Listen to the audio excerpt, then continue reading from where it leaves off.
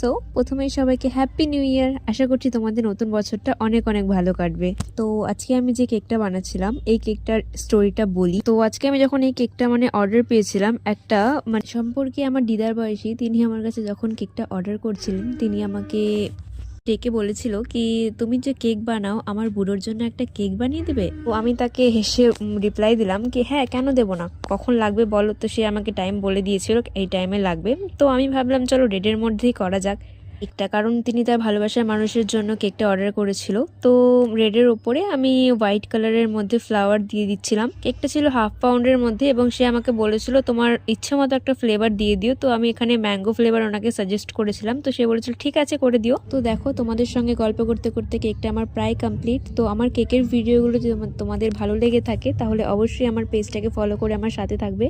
এই কেকটা ভালো লেগে থাকলে অবশ্যই একটা লাইক করে দেবে, আর বেঁচে থাকুক এরকম ধরনের ভালোবাসা।